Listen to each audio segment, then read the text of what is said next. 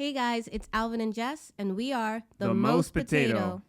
On today's episode, we'll be discussing the latest indie horror film, It Lives Inside. There will be spoilers ahead, so if you haven't seen this film yet, save this episode and come join us after you've watched. Thanks for tuning in, and we hope you guys enjoy the show.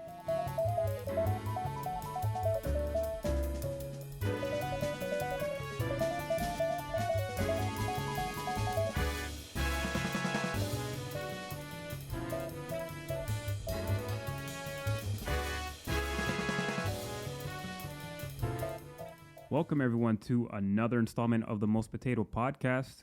We're talking It Lives Inside, and it's living inside in my brain. Not really, because I'm kind of forgetting most of the movie already, which sucks. Yeah, I know. I don't really remember what I need to, I feel like, but there also wasn't a lot to, get.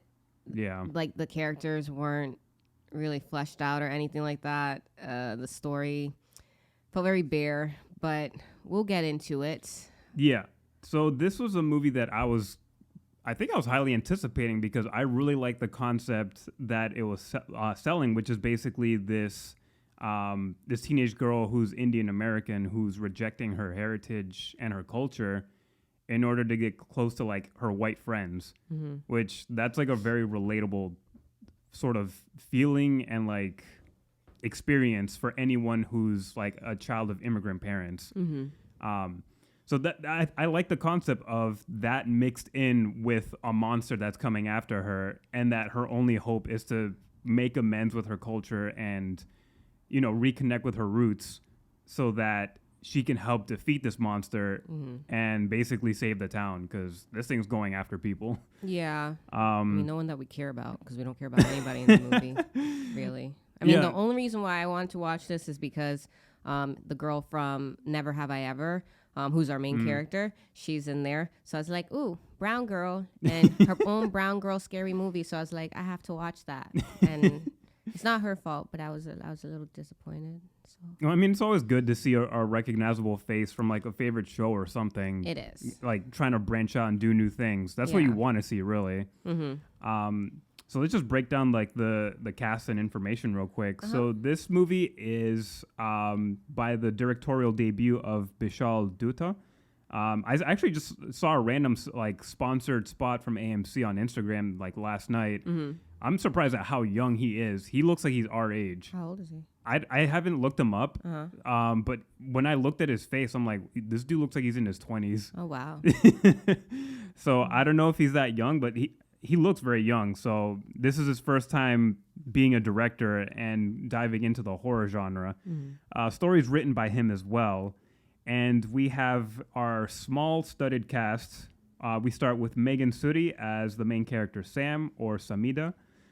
We have Mohana Krishnan, who plays Tamira. We have Niru Bajwa as Purna, Sam's mother. We have Vic Sahay as Inesh, Sam's dad, and Betty Gabriel as Joyce, who's like the one teacher that we get out of this entire high school. Yeah. I hope I'm pronouncing these names correctly. I'm not familiar with a lot of these names, so I'm trying my best, but I'm probably butchering some of these. Sounds better than what I would have said.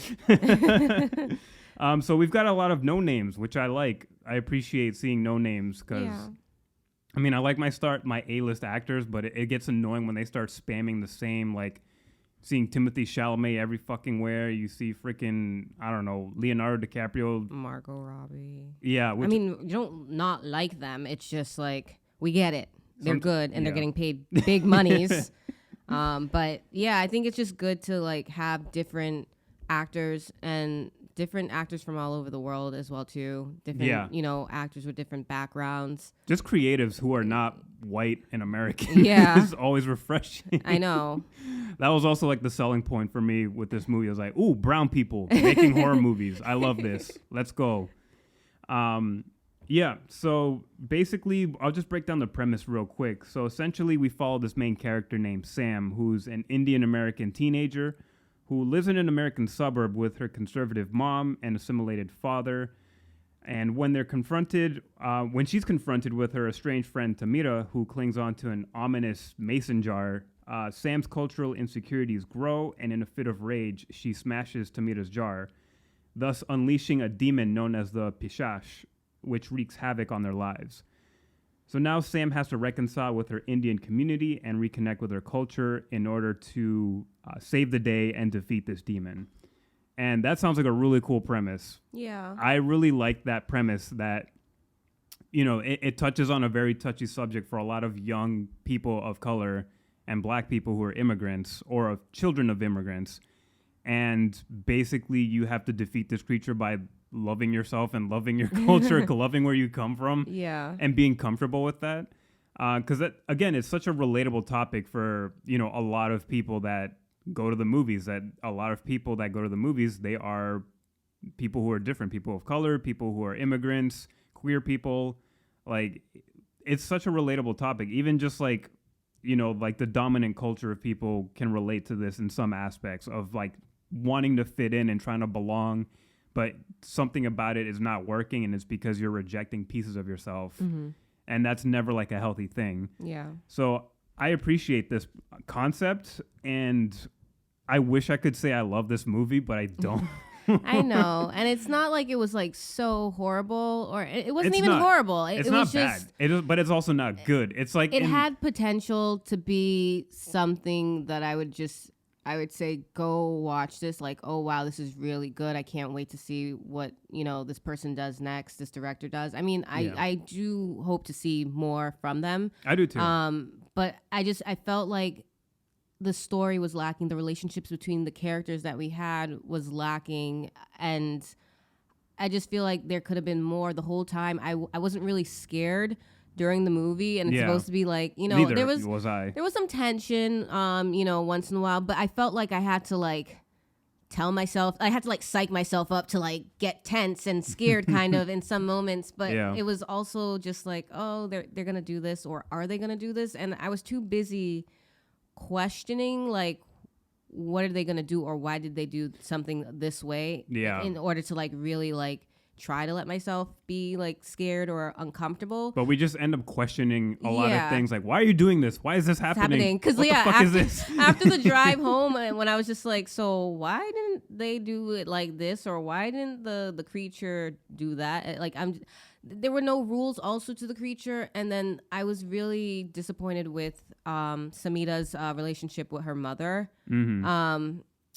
I mean, Samita, she's not a very likable character either.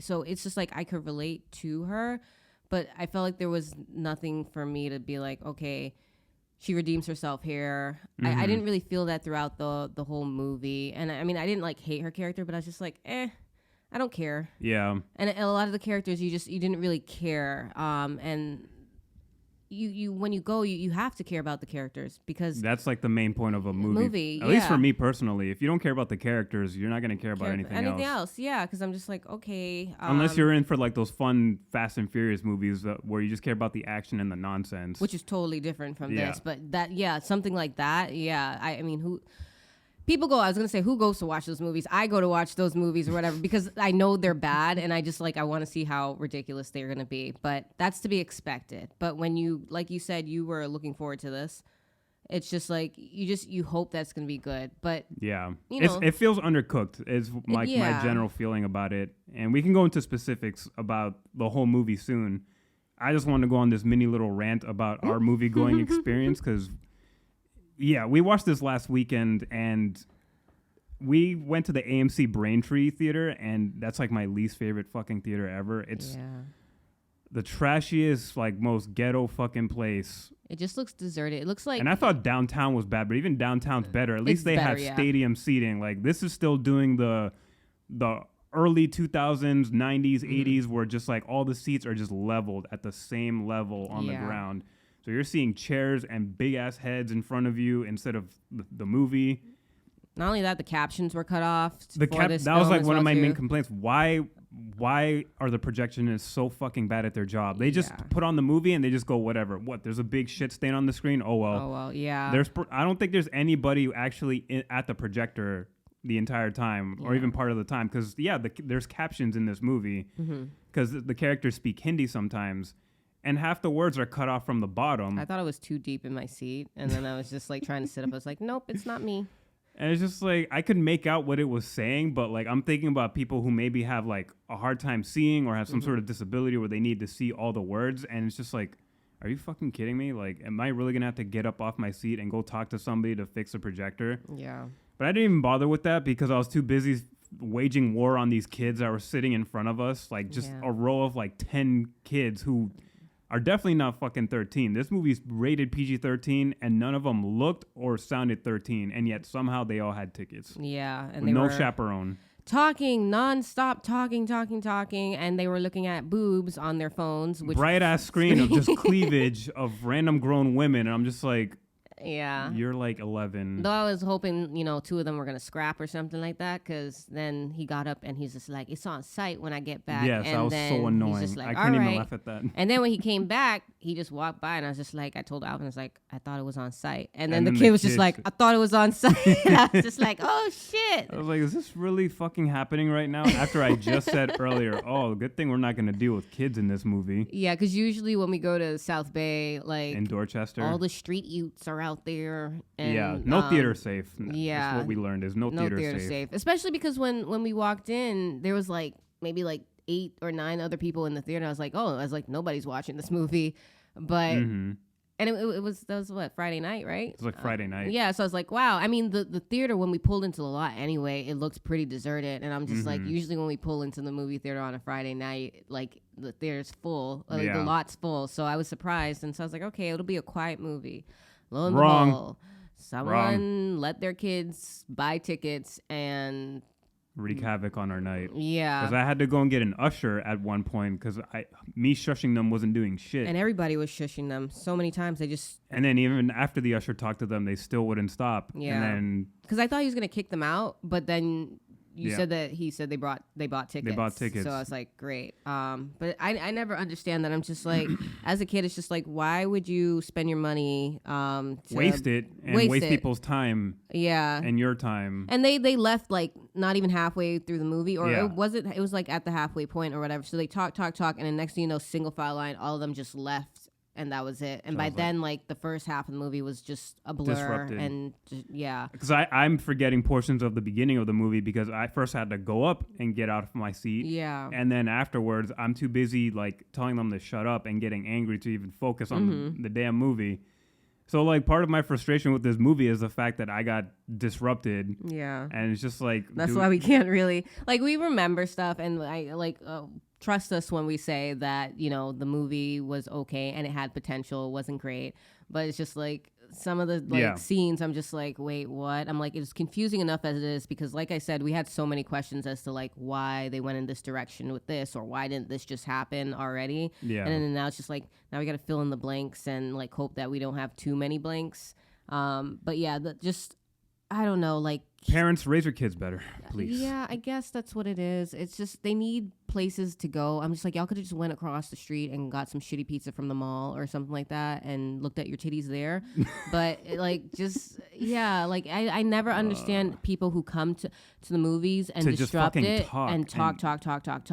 I also don't understand people that go movies and they just fall asleep. I'm just like, you paid $20 to fall asleep. That doesn't bother me. I don't care. What if they're snoring though? Because I've had that happen. Yes, I've yelled at somebody to stop doing that. Yeah, I've done that before. But no, if as long as you're not getting in my fucking way, I don't care what you're doing. But you shouldn't be at the theater if you're not gonna watch. I don't the movie tickets are like $20 fucking. That's a whole Blu-ray and some change, and you're not getting the Blu-ray. I know it's not my money, but like, God, still, I'm just like, damn, you really came here to sleep. Anyways, that's our mini rants. That kind of affected our viewing experience. But I mean, even beside that, if that didn't happen, I don't think I would have enjoyed the film that much. Just because all I did miss really was like some context and maybe some exposition here and there. I don't think it would have made up for how flat and empty the movie kind of felt overall. I did like how it started, though, because we do open with our main character, Sam, who is getting ready for school, and we see that one of the first things she does is she's shaving her arm hair. Oh, yes. Which is like such an uncommon thing to see anywhere in media, because first of all, there's so many movies that are centered on white characters. I don't think that's a thing that they ever do, at least not to my knowledge. Because you can't see their arm here. But with girls like Sam, or with like even people like in Central America, South America, we have some pretty hairy people.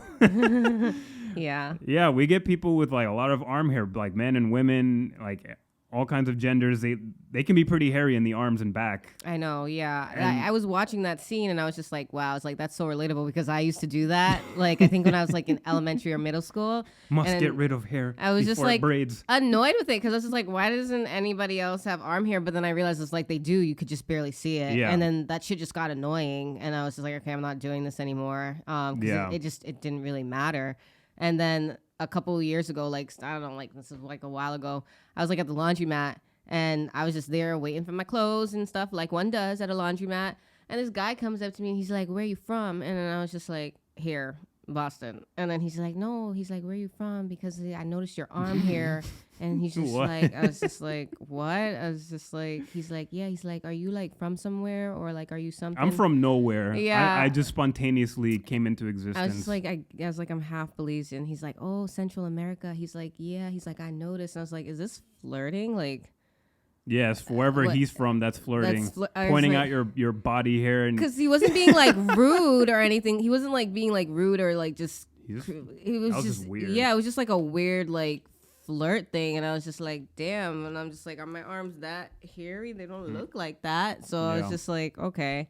Yeah. But I just thought that was like really funny. And then when I saw that scene with Samita, I was just like, oh, it's like that's relatable. That's me. Yeah. But then I was also wondering, I was just like, how many like relatable type things are they gonna like tick off the list or whatever? And I mean, they kind of did that to like really let you know, like, oh yeah, she's trying to hide and stuff. Yeah, which I appreciate that they emphasize that, because that is an important conversation that needs to be had with family members, because living in America can be pretty traumatizing, like as somebody who's like not white, and as somebody who comes from, you know, parents who have immigrated. It's like this weird sort of toxic pool that we live in, where it's like if we don't get close enough to whiteness, we're seen as weirdos. But then even though we still try to do that, we're still seen as other, and they want us to perform and act and entertain them because we're exotic and we're like fascinating. Which Samita, in a sense, is having to do. It's all a performance, because she goes by Sam. She shortens her name. She shortens her name to just be Sam, and that's what everybody calls her. That's also a thing that makes it easier for, you know, Americans, English-speaking people here, so that way they don't have to struggle. And it's just like, no, you could just ask the person their name and hear what it is, and and then try to pronounce it, and they'll help you. Yeah, you go know? on YouTube and watch videos. Literally, I go on and I'm just like, how do you say or pronounce this name? Because I'm just like, I don't want to butcher it, and it's really funny. But just make the effort. She goes by Sam, and then not only that, she has like this like friend, this white girl who was like recording her for her social media. She's just like, oh yeah, say that I'm your best friend in Hindu. And I was just like, okay, it's Hindi, but anyways. And so she like looks so uncomfortable, and I like that moment where Sam just, you could tell she just looked uncomfortable. She didn't want to do it. Yeah, and she hesitates. Yeah, because it's just like in that moment I saw it as her being like, I'm trying so hard to just basically like fit in and be like a part of you, and then, you know, you're asking me to do this, and it's just like I could lash out and say no, or I could just go ahead and do it, but her doing it just continues to confirm that she is other. Yeah, she'll never be white. She'll never, exactly. As much as she wants to, she can't hide from that, because this is something that she knows. So I thought that was a good moment where you see her true discomfort with like who she is and stuff. You also see that with her estrangement from her mom. We see early on that she's already having an attitude with her mom, because her mom's bringing up this ritual, this prayer that they have to do soon during the week, and Sam wants no part of it. She doesn't care about it. Her mom's speaking to her in Hindi, and Sam responds in English, and that's another way of her distancing herself from her culture, because she feels that her mom's overbearing, because all she cares about is fitting in at school, even if it means costing her like her language. Like, she doesn't really want to be connected to any stuff. She's trying to think like, oh, this is too weird. Like, I don't want to be part of any of this stuff because what my white friends would think it's too weird. Yeah. Again, another relatable thing, like that's a similar thing that I could relate to in terms of language where, you know, at one point I really didn't want to speak to my mom in Spanish at all, you know, for like my own personal reasons and issues that we were going through. So that kind of stood out to me because of that sort of history. And I'm just like, I'm looking at myself, I'm like, damn, I do that. And I did that. And I'm just like, that's really bad. Yeah. Like it's like killing parts of yourself. Yeah. It's like not good at all. And Sam is just not really aware of that. And I think the first time she starts having to confront that is when her teacher basically kind of eggs her on to check on Tamira, who we see is another Indian girl at school, one of the only two like brown kids that we see in this high school. Yeah. And Tamira looks like a whole wreck. Like, she looks very sleep deprived. She's got very baggy eyes. She's got messy hair, and she's grabbing onto this like mason jar, just like obsessively, just like holding it. She looks like frightened and scared and she very looks skittish. paranoid. And yeah, so that's how she comes into the classroom, because we're at a scene where, you know, everyone's going around, I guess, doing a discussion, and then Tamira, she comes in and everybody's just looking at her like, oh, there goes the weird Indian girl and stuff. Yeah, basically. And then Sam, you could see Sam's like embarrassed. Please like, don't talk to me. Don't sit next to me. Don't look at me. So which she like comes and she sits like kind of like right behind her, right behind Sam and Sam's crush. I was gonna say Russ. His name is Russ. So I'm crust. He was kind of crusty to me. But that's so funny. But yeah, so she comes in, and then after the class is over, the teacher, who we're just gonna call Joyce, Teacher Joyce. Joyce, that's her name. And she like pulls Sam aside. She's just like, hey, like, you know, what's going on? What, Tamira? And Sam's just like, I don't know. She a grown ass hoe. And I was just like, damn, it's not that. She didn't say it like that. But she was just like, yeah. She's just like, what's going on? She's just like, why would I know? And Sam was getting pretty defensive. Which is fair to ask. It is. It's like, why would I know? I'm not friends with her right now. Because that used to happen to me. I mean, I went to school in a suburb, and it was just like all white kids. And it's just like when any like brown kid like had something going on, or, you know, they got in trouble, or they like, where are they? And I'm just like, this brown kid actually lives in the suburbs, so I don't know anything about them. Y'all should be worried about that. It was really annoying, and a lot of teachers do that. And I think it's like it's a lot more kind of like, I guess, offensive and annoying when like a white teacher does that to you. And in this case, it was like, you know, a black teacher doing it. She's like, because she was just like, yeah, we got to look out for each other. So I was just like, I like that. You know, I like that they showed like a teacher actually acknowledging this, you know, that. Yeah, because she seems sincere and she genuinely cares. Did. So I was like, okay, wow. I was like, damn. I was like, Sam's getting mad defensive about this, because I know like when I went to school, we had brown teachers who were supposed to like be there and look out for us, because I was in the MECO program. And as soon as like anything happened or whatever, they were quick to like side and blame you and blame me. And I was just like, aren't you guys supposed to like be here to like listen to me and be looking out for me? Like you see the environment and the situation, but they're just shielding white kids. Yeah, basically. So that just like made it hard. So I actually like appreciated like the teacher asking that. And then like, given what we know about Sam, like who her character is, that how the movie introduced her, it's just like, okay, that's why she would get so defensive about it, because she's running from her culture herself, basically, in a sense. So yeah. Yeah, definitely. And I like that setup, because I'm fascinated with the Tamira character, and I wish that they kind of set up like more of like a relationship with them prior to what happened. I mean, we do see flashbacks eventually, but it's like the type of flashbacks that are not interesting. Yeah. They don't really do much. They barely do much with the relationship, because here I thought that the movie was going to focus on these two girls rekindling their friendship and Sam learning to love her culture and her identity in the process, and reconnecting with all of that she's been rejecting in order to defeat this monster. But we don't get that. Instead, we mostly have her isolated, because when shit hits the fan, when Tamira confronts Sam and asks her for help and says, hey, there's something living in this jar. I've been trying to feed it like raw meat and everything, and nothing's working. I need your help. Sam just rejects her again. and just completely smashes the bottle open and unleashes whatever beast that Tamira was containing. And then soon after that, Tamita's basically abducted for like the entire movie. Yeah. Which is really frustrating because I really thought that was the emotional core that was supposed to be in the movie. Mm-hmm. And we don't get that. Instead, we get Sam trying to figure things out on her own, but then also like going off to weird, stupid high school adventures with like boys that she likes. Yeah. And it just continues on from there. And that's where like the movie kind of deteriorates for me.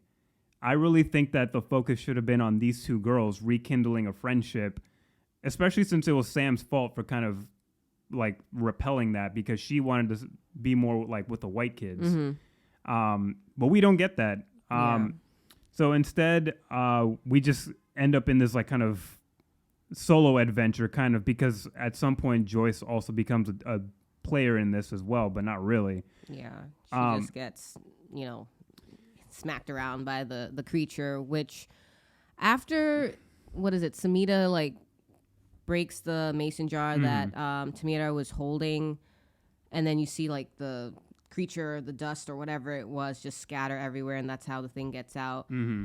I just thought it was like really like I thought the actress for Tamira did really good with like her fair. Oh, she was fantastic. Yeah, she looked like she was seeing something horrendous. Exactly. And I was just like, well, what is she looking at? And I was the creature's invisible for most of the movie. Yeah, which makes it creepy. Right before she gets abducted, like she's like looking, like her and Sam are facing each other, and then Sam's talking to her, like trying to say like what's going on, and then Tamira, she's like looking off somewhere to the side, and I'm just like, well, what is she looking at? She looks like she hears something and turns and whips her head to the side. So I was just like, okay. I was like, oh, all right, it's getting good. We're gonna see something. But then I was like, it's invisible. I was like, oh shit, when is this gonna get revealed? The creature, when are we gonna see that? And then she just gets snatched, and I was just like, pulled by her hair. By the way. Mad rude. Pulled by her hair out the school doors, and at that point, Sam had rushed off to go get Joyce. Yeah, because she didn't know what to do. Yeah, Tamira was screaming and panicking. Before the abduction. So, and then they come back, and she's gone. And then, like you said, there's like the solo kind of adventure of Samita going to like figure out like what's going on, but not really. It just felt like, I mean, I guess she didn't care enough. Like she was obviously, it was like slowly growing that she was caring like what happened to Tamira, what's going on, because she eventually starts digging, and then she basically gets tangled up with this what is it called, the pishash? Yeah, the pishash. She gets tangled up, and basically she's gonna be its next target. Mm-hmm. So I was just like, okay, she gets abducted. We cut to the scene, and we're at basically the party that her mom was mentioning earlier. Yeah, for the prayers. For the prayers. Yeah, and the offerings, and like she was kind of asking about Tamira, but she didn't like really seem to care. And then her dad comes in, and she's just like, I gotta go. And he's just like, okay. This is the part I missed because I was trying to get rid of these kids. Because at that point when Tamira got abducted, she dropped a notebook. Yes. And it was a notebook that belonged to a previous victim of the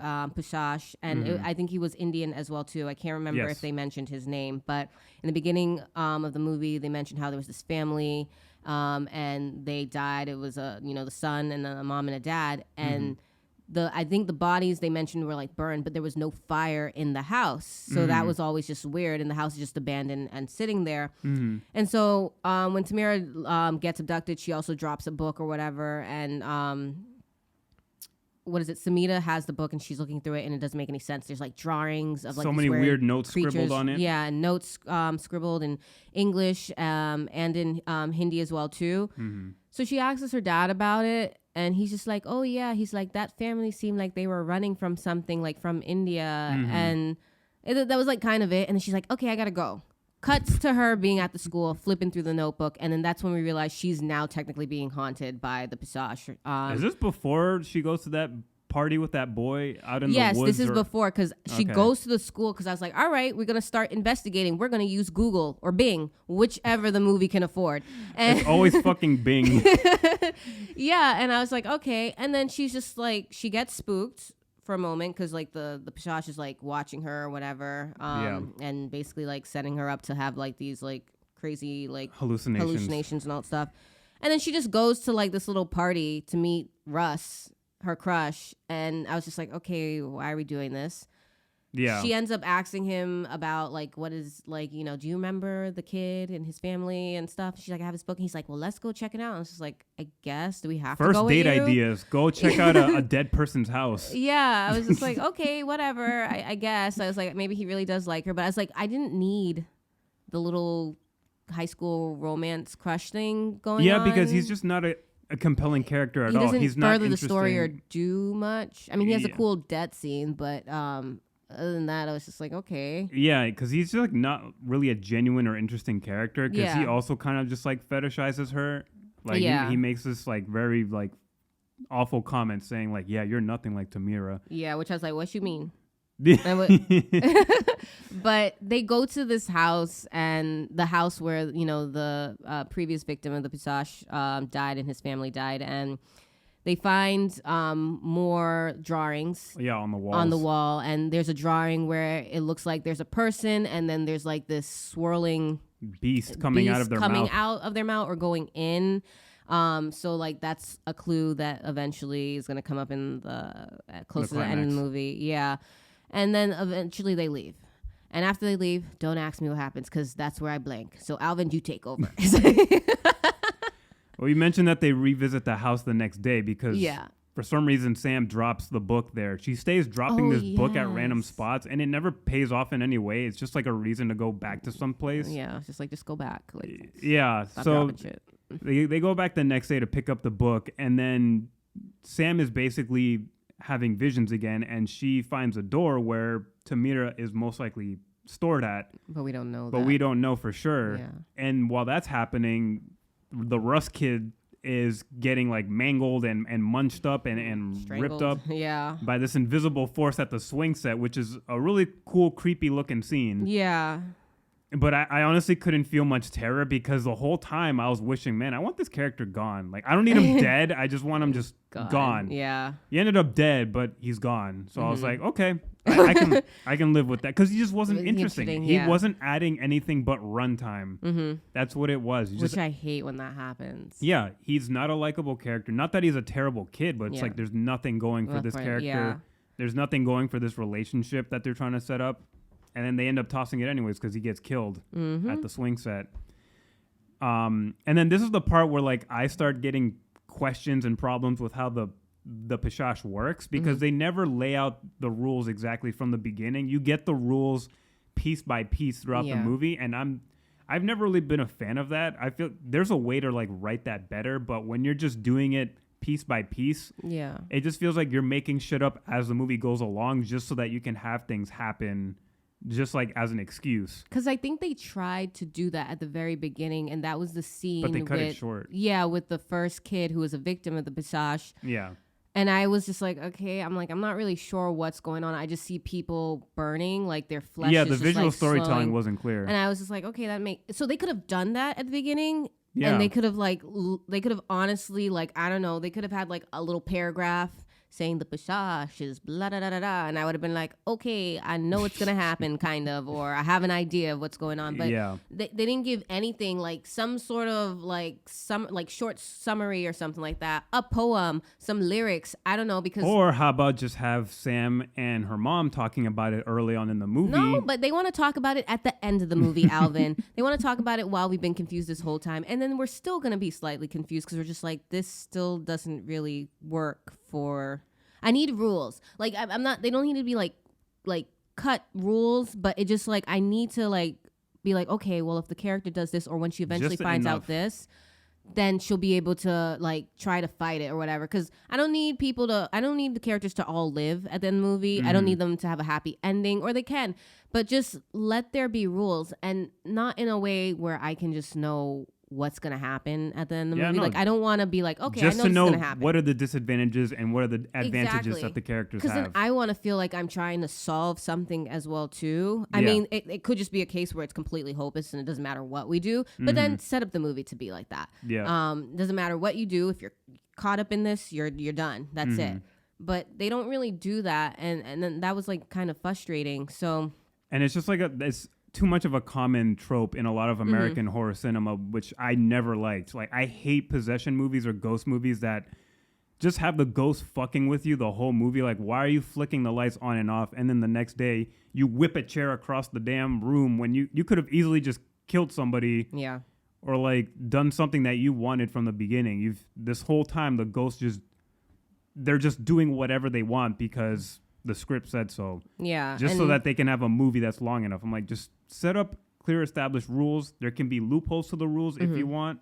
Just set it up so that things make sense, because at this point the creature could do whatever it wants, and I'm just like, sure, why not? Because you didn't even lay out the rules. And it should be going after more people, because I'm like, okay, you just killed Russ, who has nothing to really do with but it. But you're stalking Sam, and you still haven't finished off Tamira. Yeah. And it's been a couple days now. Like, which, I don't know, did we, I think at some point we realized in the notebook that Sam had, there was like the number 7 written all over everything, and we didn't know what it was, but apparently Sam goes, it's 7 days. Yeah, 7 days. I was like, okay, I'm glad you figured that out, or maybe the script just told you to say that. The script just told her to say, because it's just a bunch of random sevens scribbled on a page. So basically what happens is once Tamira is abducted by the Passage, she is going to be, basically it's going to feed off of her soul for 7 days, and then she's going to die. And yeah, which again, we learn way later into the movie. And then like the day of, she's just like, oh shit, we only have 1 day. But after Russ dies, that's when the hallucinations start picking up more for Samita. That is another thing that pissed me off. And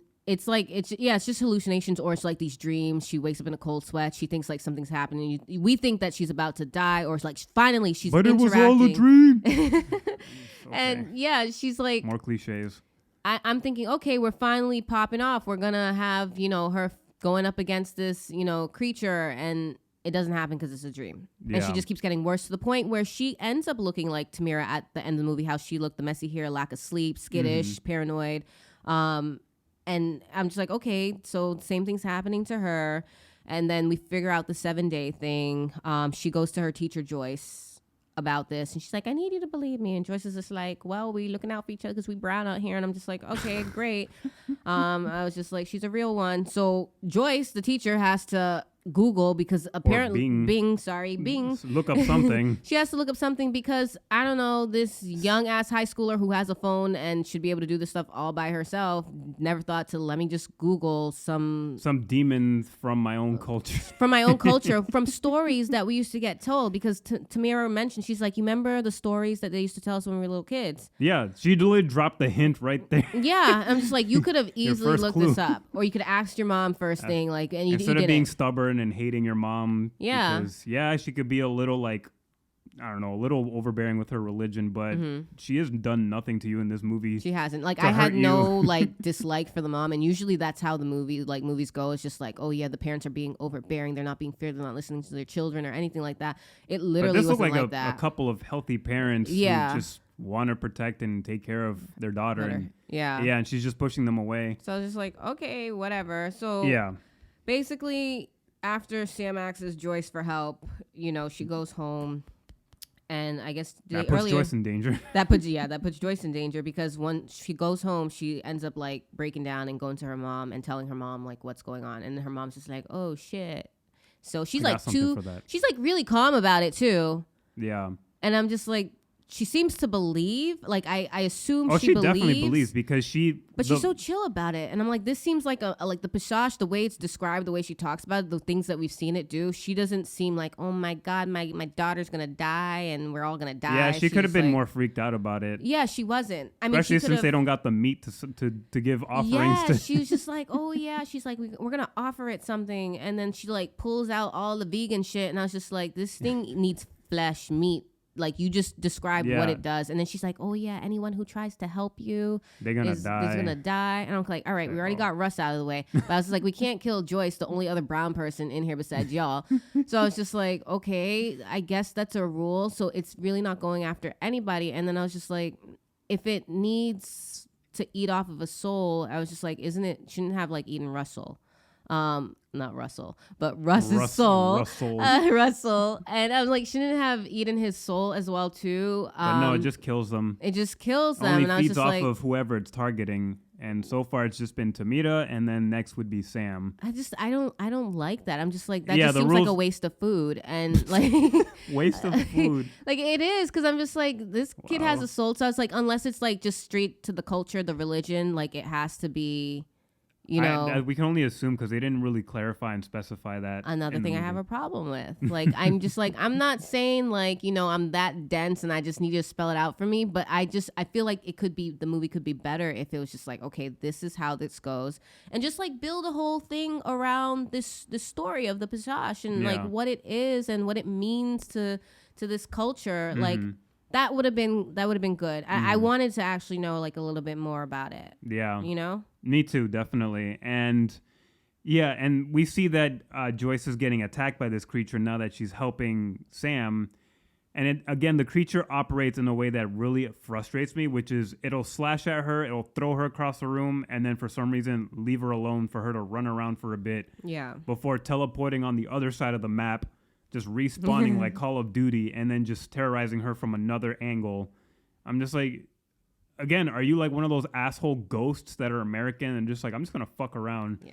I don't know if it likes to hunt. It adds no tension for me. It makes me question, why are you just fucking around with this person? You have a target. You're basically an animal. Just go after what you need to go after and then move on to the next thing. But it's just like, it's almost like a person who's a dickhead. Yeah. And just like when we finally see the monster and it shows itself, we see that it's a creature. It's not humanoid. Yeah. I'm like, why are you acting so human? Like you are acting like a troll right now.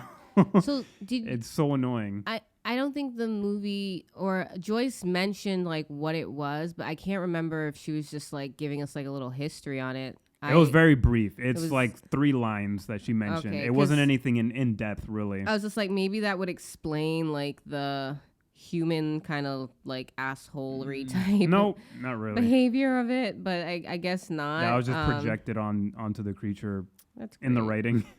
But then Sam and her mom start performing a ritual where they are chanting a prayer and they have their offerings on the table, so that calls the creature back from the school, sparing Joyce. And then now the monster is attacking their household, almost killing their dad, and then looks at the food and then just tosses everything. He's like, this ain't what I want. And basically is about to just take Sam. But I think their chant is powerful enough where like the creature gets repelled back to the house for a while. Yeah. For where it came from. And then Sam basically, it takes a proactive choice to go to that house and find Tamira there because she is convinced that she's in that house. And that's where we see the reveal of the creature. And the reveal is really nice. I like how creepy it looks. Yeah. It's like this fleshy, almost skeletal type thing with like faces protruding from the skin and jagged teeth all over the place. It looked like an alien creature. Yeah. I didn't know what to expect when I finally saw this thing. With those long like claws, because it was slashing people. It slashed her dad. Yeah. And all that stuff, that was a good scene. I liked that scene. Yeah. And I will say, like, I know we're giving it like a lot of negatives, but there are some positives. Like, first, the concept is great. The setup is great. The atmosphere is creepy enough. Like, anything happen in a suburb is automatically creepy because suburbs are creepy to me. Even if there's no ghosts, I'm just like, this is just creepy. Why are there so many houses that look the same? Or why are they like all like 5 miles apart? And I'm just like, you know, what if I need to borrow some sugar? Or what if someone's trying to kill me in my house? Does that anymore. I gotta run. I gotta run 5 miles to get help. And who knows, I'm probably at another serial killer's house or some shit. Yeah. So the soundtrack is there. It's got this nice like 80s sort of vibe to it with the creepy synth every once in a while. Yeah. The mood is there, but every time stuff happens, I'm just not fully invested because I'm just like, I'm not really caring about Sam because for the good majority of the movie, there's no likable aspects about her. Or there's not enough, like, I can sympathize with what she's going through, but I need to get behind her more. And I can't. I'm just like, the only reason why you're trying now is because now your ass is getting haunted. And it's just like, I think she's just like, the problem with these characters is that they're all pretty flat. They're not multi-dimensional. You don't see all like the different colors and hues of this person. You see one thing, which is Sam just wants to be white. She wants to be like white people. And that's it. You don't see moments of her genuinely enjoying her heritage, her culture, her community. There's no moments like that up until the very end when right before Sam goes to free Tamira, when they're doing the ritual, they seem to be finally having a bonding moment, her and her mom, before the monster just curb stomps the door open. And then she finally finds Tamira in this basement, which has been hinted at throughout the whole movie, because we see these flashes in orangey red where it looks like Tamira's in another dimension, but it's just lighting in the basement. Yeah. So she's been trapped in that basement, just like, I don't know, getting like marinated. Her soul's getting marinated for the demon. Yeah. And then they finally join forces in making a prayer to defeat this creature, because Sam's mason jar that she was going to use to contain the creature breaks during the initial fight. Really? We just going to try this jar again? But I guess. Because it didn't work the first time. I know. So Sam and Tamira, they, and in a moment of desperation, they clasp hands, they make their prayers together, and Sam is able to contain the creature, but within herself. Yeah. Which I kind of knew was coming when the mom mentioned that, oh yeah, there was a Swami before who was able to contain the creature in him, but I think they perished or something like that. Mm-hmm. Or it's like very dangerous. So Sam makes the ultimate sacrifice, uses her body as a vessel, and the creature is, I guess, for the most part, defeated or just like subdued. Yeah, he's just contained for now. Like, yeah. That's it. Because it skips to a year later, and Sam, her teacher Joyce, her parents, and Tamira are joined at the table at her house. They're about to have a meal together, and they're about to do a prayer, but they're just like all hesitating slowly because they're just looking at Sam like, oh, is this thing going to pop out if we start praying? Yeah, and they also have a plate of raw meat in front of her because the creature feeds off of flesh, and they're vegetarian, so it was really weird to see that now she has to eat meat, and they're all like holding their breath, and they're just like, okay, is this gonna work? Is everything gonna be okay? Yeah, and again, another positive thing, the acting is really good for what's given in the written material. Mm-hmm. The actors do really well with what they're given. Yeah, they really show like their nervousness and their hesitation during this meal, and I could just feel like the tension and the awkwardness when they're holding hands and they're just like doing the prayer, and they're like, all right, I think we're good to eat. Yeah. Yeah. So then they have the dinner, and then Sam and Tamira, they seem to be friends now. They're walking together down the street. They talk to each other for a bit. They're just like, Sam is like, I'm going to make sure this thing never gets out, because Tamira's concerned and worried. And I think it's cool how it ended that way. I like this concept for an ending where the creature's defeated but not defeated. Yeah. Because it kind of sets up that classic trope in horror movies where like, the monster survives after all. Yeah, because after Tamira goes back, it looks like she was walking her home or whatever. She goes home and she's just like, oh, it's never going to get out. She's like, I promise I'm not going to let it get out. And then there's like this moment where after Tamira walks off, you see Sam, and she's just like, she's like worried, concerned. It looks like she's having a struggle, kind of. I felt when I was watching her face just starts looking like she's getting terrified. Yeah, like we don't know if something's coming out or if she's just like really coming to terms with the fact that she has no idea if this is gonna work or not. And then the music kind of builds up with this tension music, and then that's it, and then it cuts to black. So I was like, oh look, the movie's getting good now. It's interesting again. Yeah. Yeah, and that's how it ends. So she's basically one with her culture again, and she has this demon contained, but we don't know for sure if this is actually going to work. And I would have liked this resolution more if there was like a build up to this resolution where we see that Sam is gradually appreciating her culture. But for 90% of the movie, she's pushing her mom away, her dad away, her teacher, like Tamira, and she really only turns to her mom because it's a last-ditch effort. Yeah. It's like the last resort. She doesn't really come to terms with how bad she's been until that desperate moment. And it just doesn't feel like an emotionally like powerful enough sort of like reason to have this story happen. Mm-hmm. Like I feel like they just really scratched the surface with this theme and this concept. Mm-hmm. I think this movie needed more time to just like stew and just like do more rewrites, keep writing these characters, take some out that don't really matter, put the characters that do matter at the forefront. Yeah. I still think it would have been a lot better if Tamira was there to build this relationship and this bond together. But But yeah, they're just like, there wasn't enough of that. There wasn't enough scares. I mean, again, I'm very hard to scare, but there are movies that give me tension. Definitely. Yeah. Like, I felt that with, like, Talk to Me. There were moments where I'm just like, I want to leave. I know. Yeah. I'm like, could you imagine? Because that one felt so, like, relatable with, like, going to a party, everybody's doing drugs or something like that. But the drug People's on social media. Yeah, people's on social media, but the drug is being possessed by something you guys don't know what you're messing with. Thing, yeah. And I was just so uncomfortable during that whole time. And I was like, but it's also, like, relatable, and I can see it, and it's our culture. But and it made you care about the characters and what they were going through. That's like the core thing. So with horror movies specifically, you really gotta care about the people. Yeah, because then it's just gonna be another one. It's just gonna be like, okay, everybody's gonna die, or they're gonna figure this out, and then at the end, it's gonna be like, oh, but did they, like, you know?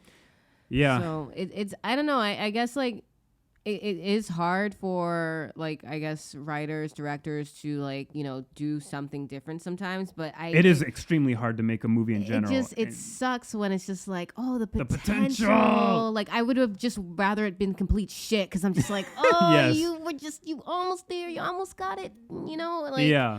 But I thought the movie was okay. I don't think I feel the need to watch it again. Yeah, I don't feel it either. It's like, oh yeah, that had potential, and that's it. Now I move on. Yeah, because I'm already forgetting it after a couple of days, and that's a marker for me that the movie wasn't very, like, good. And all I can talk about is its potential. That's it. Which is the frustrating part. Like, I'm pulling out all the parts, so I'm like, okay, we have this. Now let's just rebuild around it, and that's like all I'm trying to do is, like, rebuild on what was good, what, you know. So it's just it was So it's kind of a lackluster movie, and I still want to see what this director can do in the future, because this is just his first one. We've seen directors start off with mediocre projects and get better. Some people get completely trash. Yeah, I think he's someone that could have a lot more potential to tap into. I think he just needs to get his feet wet a lot more. So I'm still hoping to see more from him, and I'm hoping that he puts out better stuff. Yeah, because we've also seen great directors turn to shit and then come back, like M. Night Shyamalan. He started off with really good movies, then went to shit movies, went up to mediocre, and now he's just like fine. He's fine. So I'm looking forward to what he does next, and I hope it's better moving forward. So at this point, what would you rate this movie with our potato ratings? I'm gonna give it a salty spud, which is like, let's say a 2 out of 5. Yes, because it just like, if you guys could see my face, it's kind of salty. I'm just like, it's not that great, but I'm gonna eat it, but I'll probably get sick. But too much salt. It just, like I said, just the potential. It had potential for, like, if anybody, like, decides to go see it. I mean, we're not trashing it too much. I would honestly say wait till streaming or something, in all honesty. It doesn't feel like it's something you need to rush out and go see. Definitely not. That's not what we feel at all. Yeah. It's all right. I appreciate that it exists. I appreciate having more brown voices, black voices in cinema. Yeah. Because we are allowed to make mediocre and shit movies just as much as white directors are allowed to make mediocre and shit movies too. Yeah. I just want to see more growth for this director and this team. So you're giving it a salty spud. Yeah, what about you? I'm also feeling a salty spud. So that's, again, like a 2 out of 5. Like you said, it's just not good, but it's also not so bad, but it's like, it's not going to give you much. It's very salty. It's going to hurt your belly a little. It's not quite interesting enough to be baked potato. I'm just like, yes, I like this movie, because I can't confidently say I like this movie. I know. I'm leaning towards I don't like it, but I don't hate it either. I know. So yeah, it's going to have to be a salty spud for me as well. Salty spittoon. The salty spittoon. Yeah. Well, that's basically all our thoughts. Do you have anything else that you wanted to add about the movie? Yeah, no. Potential. Yeah, potential. And we hope that potential grows in whatever future projects that he does next. Yeah. So I'm still looking forward to seeing what they do next. All right, so that's basically it for our thoughts on It Lives Inside. Guys, what did you think of this movie? Have you watched it or have you even heard of this? I'm sure you haven't heard of it because I almost didn't hear of it. I almost didn't hear of it, and I always look for movies. Yeah. And I don't know, Neon they put out good movies, but they also like don't promote a lot the way that A24 does. I feel like almost everybody hears about A24 now. Yeah. With Neon movies, it's still like, where's this movie from? What company? Mm-hmm. Oh, Neon, what is that? I hope A24 doesn't go to trash because now it's like people are noticing it. As long as they stick with their model, they'll be fine. I'm like, don't start to like try churning out movies and stuff like that. Marvel movies. Right. Like, God. And then we're just like, what the fuck is this for real? Like, I thought Lamb was Talk weird. Talk to me, but Avengers. You're like, yeah, I'm just like, oh my God. But yeah, they're good. Like those movies that you're not too sure about, A24, and you're just like, wait, what, huh? They're actually really good and worth seeing. Not everything needs to be like those blockbuster.